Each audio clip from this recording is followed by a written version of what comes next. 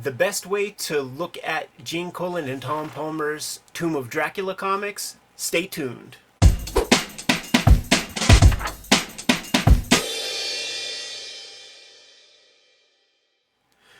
Welcome to Cartoonist Kayfabe. My name is Ed Piscor. I'm Jim Rugg. And today we're going to be taking a look at the Tomb of Dracula Essentials, which for my money is the best way to take a look at that pristine black and white artwork of Gene Colan and Tom Palmer.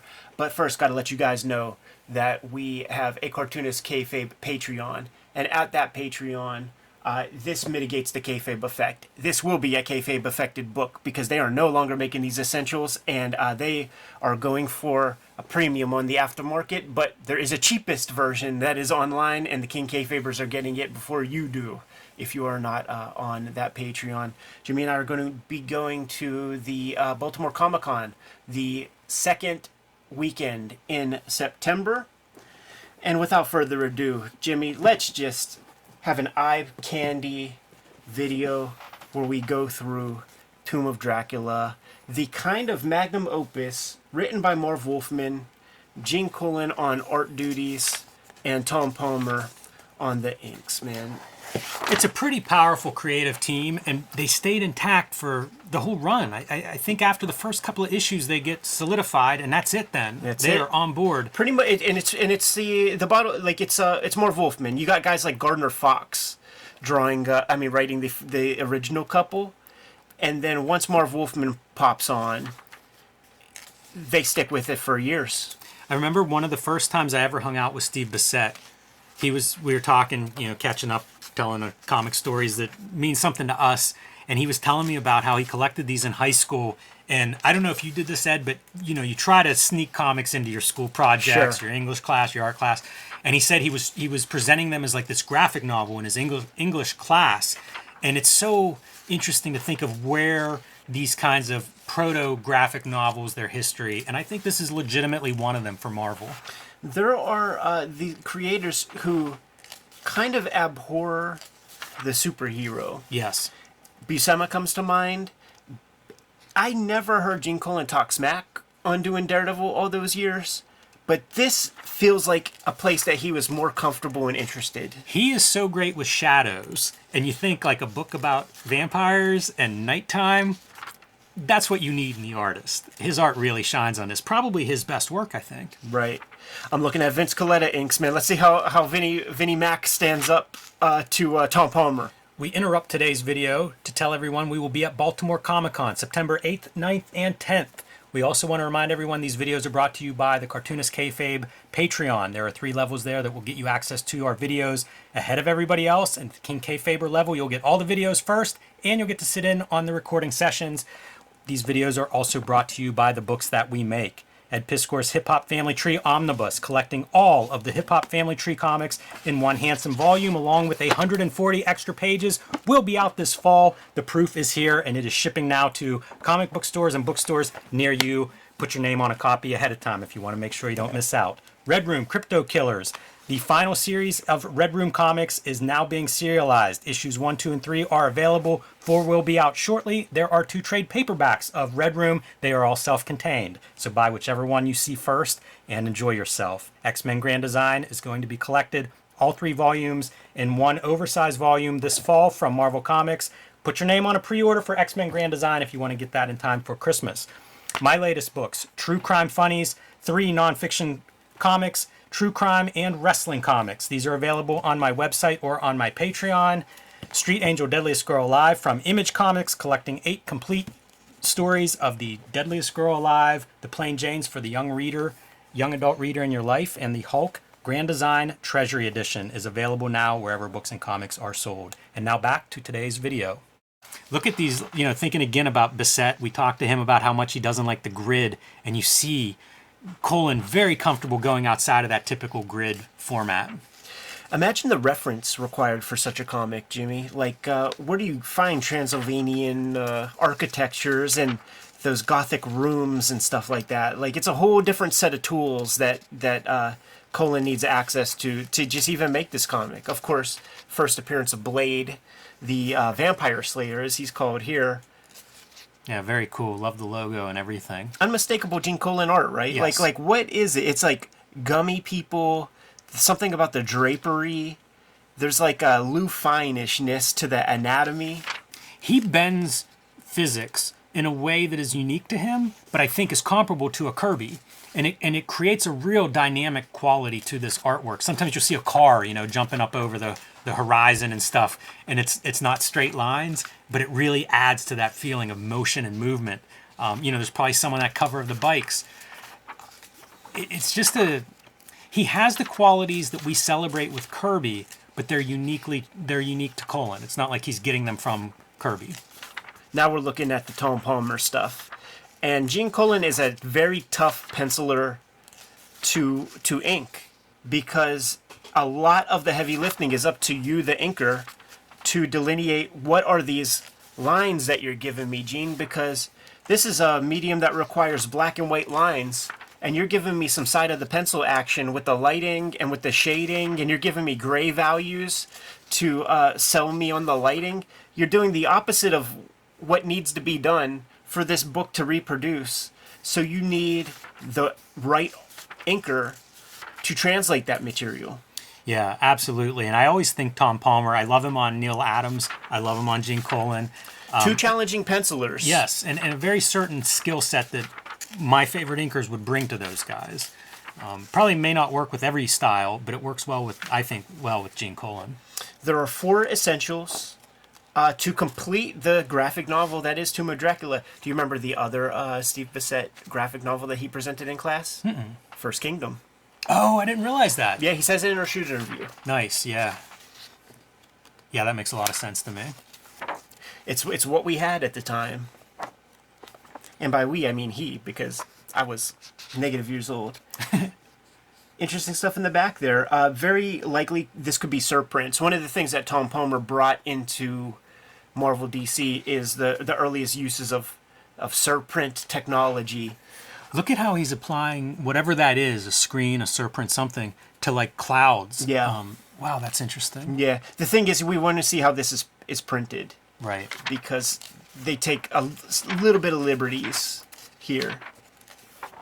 There's also a great artist edition of some of this material out there. Is that true? Yeah, for fans who are, love a Gene Colan and love this kind of style, it's nice that exists. Talk about living at the right time, right place, right time, that you can see original art by Gene Colan in an affordable edition like that. I think it was pretty nuts that at the time That was cool. This isn't the only This isn't the only comics that Gene Colan would be drawing, man. He'd be doing some Howard the Duck, and he might even still have been on Daredevil a little bit. Did some great Doctor Strange. I know he had his frictions and stuff with Jim Shooter. Yeah. Around this era, to the point that he fucking left. Yeah, this is amazing. Some of the montage stuff and some of the stuff that's like atmosphere, so inventive. Like, how do you draw that? And even like, how is that described in a script? Yeah, totally. The other thing is, like, how do you even write this kind of comic? Because, like, is it the same fucking story every issue? I'll tell you this, up to the point that I'm at reading, it is.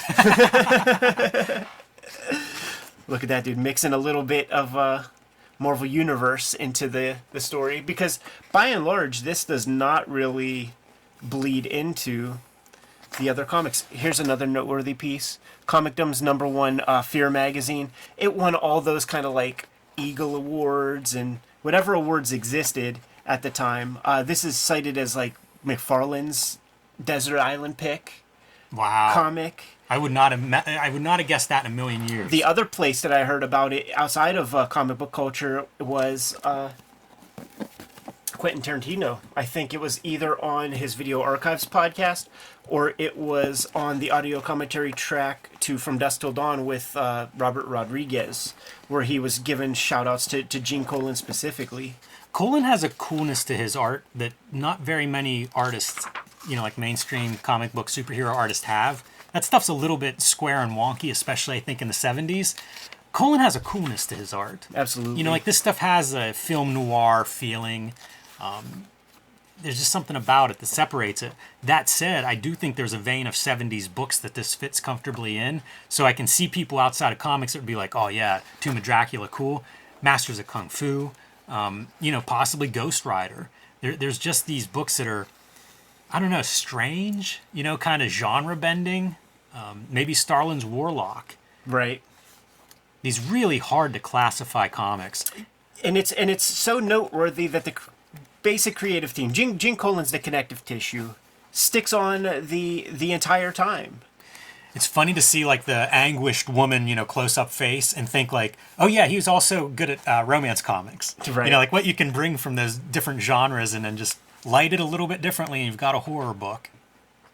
I think towards the end of this series, it was kind of like a legacy series that they sort of allowed to continue. I don't think by any stretch it was a top 10 book ever, but they saw that it was going somewhere for a certain period of time. Marv Wolfman is editor-in-chief for A Cup of Coffee and becomes his own editor for years. And they were able to sneak this one through for a while.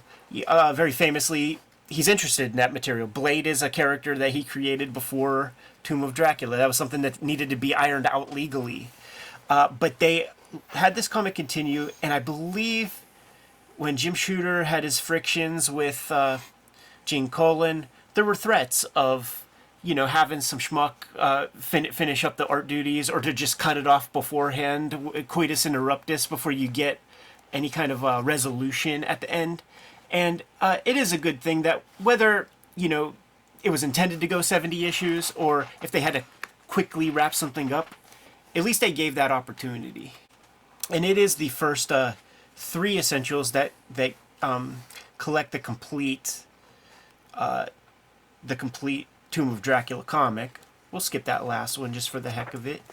But there's still another essential to go and a little bit more back matter, because when Warren took a little bite out of the comics biz, Marvel started making magazines. Black and white magazines in the same fashion as Warren, but with way better artists, even though Gene Colan was a Warren artist at some point. These, by and large, are better looking than those late period Warren magazines. Is that Ditko? Yeah, it is. Or the Warren magazines of contemporary to when these were coming out. It's interesting to see these guys that usually do hard black and white doing the washes. Absolutely. And it was an era where you had to be an ambidextrous illustrator. So, like, maybe you get some comics work here and there, but you got to do illustrations in magazines, and you got to do birthday cards and draw coloring books and just be able and know how to draw everything. Now, this is the one that has the most kind of schizophrenic talent pool, because it comes from Tomb of Dracula magazine, Dracula Lives, and Frankenstein's Monster. So this is just kind of riding high off of the original. That's encouraging, because I have the first 2 volumes of this, and I feel like I just need volume 3 to... P.O. Box 3071, Munhall, PA 15120. Thank you, Ed. Put that in Jimmy's hands, man. But these ain't stinkers. No, not bad at all. You could tell, though, that they're trying to figure out how the hell to reproduce this stuff for the essential format. It's a struggle. As time went on with the essentials, they had access to less and less pristine black and white stuff, and they always had trouble. Like, you could tell that maybe that they're just scanning from an actual magazine, because it looks like almost like a fractal of dots. Look at the screens on this. That's your very traditional screen tone, but then this other stuff is some different materials being used there. Yeah, this is Klaus Ink and Buscema. I always wonder, in a situation where you have an inker and a penciler, who's doing the grayscale? It's got to be the inker, I guess. Yeah, for sure. But then I wonder, doing ink wash, that's a scary proposition. Do you make a copy and do it kind of like you do color guides, or do you do the ink wash on the board? There's airbrush being used on this here. Yeah, that sky's airbrushed. Absolutely. You're right about the reproduction. Is a lot of range in the reproduction. Reasonably spotty. But for my money, man, for those first 3 Tomb of Dracula essentials, that's the way. It works beautifully in black and white. You do not need... And perhaps you even lose a little something with the mechanical color separations that were used that first 100 years of comics making, because it is a noir chiaroscuro type of a comic. You don't need the color. Is that John Buscema? Some of it looks like it, right? Yeah. Although it looks like somebody's really inking that stuff quick. John Verputten is doing the ink duties on it. Yeah, it looked like that one was one they had to get to press quickly. Yeah, dude. It was cool that Marvel did these essentials, as many as they did. It's I'm sure we'll get comments about people bummed that it's gone or whatever. But man, they reprinted a lot of stuff at an affordable price. If you were buying comics in these early 2000s when the essentials were coming out, you could really get some good comics for in pretty good shape. Some of them, the reproduction here not the best, but like some of the line art from like the Kirby Fantastic Fours and things like that, they're pretty sharp. I think they reprinted them from film, right? And that black line was, if it was a clean black line, you would get pretty good reproductions. Absolutely. I was a firm believer in the essentials. I grabbed all the first ones for a while. It was Spider-Man, then it was Giant Size. It was the new X-Men, and then maybe it was Wolverine was the next. And I was just scooping them up fairly religiously. Fantastic Four, Avengers, and then it started to get to like Dazzler. Yes. Yeah, the 70s stuff was so peculiar. There would be like the 70s Marvel horror, where it'd be a mashup, like Damien Hellstorm and, everybody that had like 7, 8, 10 issues. Right. Yeah, like I was interested less in those, but it started in the 90s, by the way. Like, it absolutely did, because I remember when I was 15. Wow. Maybe 14. Essential X-Men 2, the one that's like all John Byrne stuff, man. So like I was 14, 15 years old when that went down. So it was going on, and there was no pirate channels. Like there was no way to read that stuff, period, right, unless you were getting those $50 Marvel Masterworks books, which would be like 10 issues. They were always. That was a tough one to buy. With the shit color. I never bought one of those things. And they knew that it was shit because they're all in polybag, or like, they're like shrink wrapped, because they know that they're shit. There are hardcore collectors of those things with that are online in message board groups and stuff. What cataloging where everything has been reprinted in those Marvel Masterworks. Yeah, I think guys like Kurt Busiek and stuff had to use those for their own work. But I think that is a consequence of the old adage: if you can't be with the one you love the one you're with. And what else were you going to do, man? Like get the Marvel's Greatest Heroes stuff that were spotty and cut pages out of the original issues? Like, I would always look for the essentials where it'd be like a run of some great artist. And I think the Wolverine essentials would have some of that, where it'd be like, oh, this is that Silvestri in black and white, Silvestri and Dan Green. That would be volume 2. John Buscema and Sienkiewicz on top. Mark Teixeira in the Wolverines, about 6 or 8 issues worth, but those are pretty sharp. That'd be volume 3. Yes. And I have all of those marked for their own individual episodes that would be done exactly at this level. So, Kayfabers, if you are not familiar, or if you agree, you better go on the hunt right now, man, because I do think that these can tend to get a little pricey when they show up, but they get cheap sometimes, man. There are sometimes people that post these things up. I never paid more than $20 for any of these things, but as the later volumes go, like they're printing less and less of them. They're just it's supply and demand. Yeah, no doubt. And that's why it's beautiful to be a King Kayfaber. Good to go, Jimmy? I am. Kayfabers, like, follow, subscribe to the YouTube channel. Hit the bell so that we can notify you when new videos are available. The Patreon is the place to mitigate the kayfabe effect, because the King Kayfabers get the videos before anybody else gets to see them.